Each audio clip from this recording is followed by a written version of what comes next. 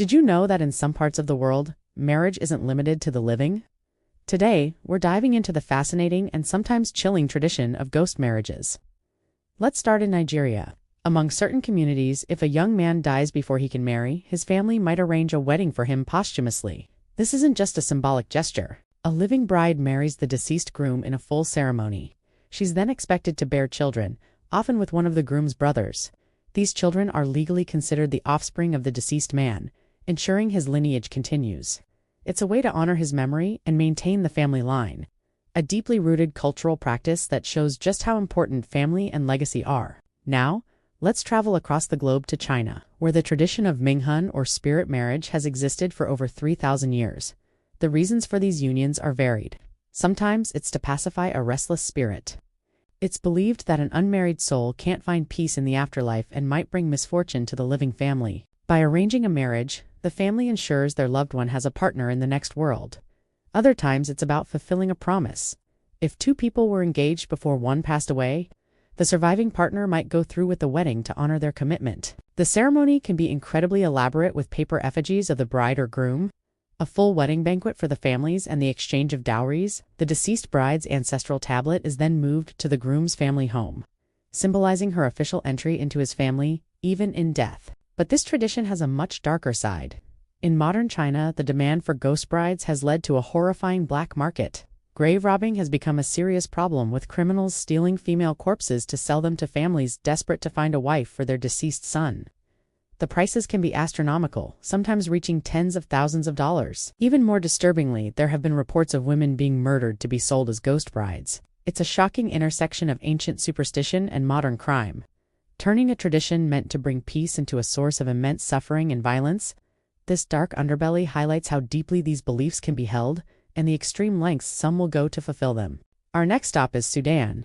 Here, a similar practice exists among the Nuer people. If a man dies without male heirs, a ghost father arrangement is made. A close male relative, usually a brother, will marry a woman in the deceased man's name. Any sons born from this union are considered the children of the dead man, not the biological father. This ensures the deceased's name and property are passed down, preserving his legacy within the community. It's a social and economic arrangement that safeguards the family's lineage and inheritance rights, showing how marriage can be about more than just a relationship between two people. It's about the continuity of the entire clan. Finally, let's head to France, where posthumous marriage is not just a tradition but a legal reality. Known as mariage posthume, this practice was officially codified into French law in the 1950s. It was prompted by a tragic event. A dam burst, killing over 400 people, including a man named André Capra, just before his wedding. His devastated fiancée, Irène Jodard, pleaded with the French president to allow her to marry him posthumously. Her wish was granted and a law was created. Today, a person can petition the president of France for permission to marry their deceased partner. They must prove that the deceased had a clear intention to marry them before they died, and there must be serious grounds for the request, such as an expected child.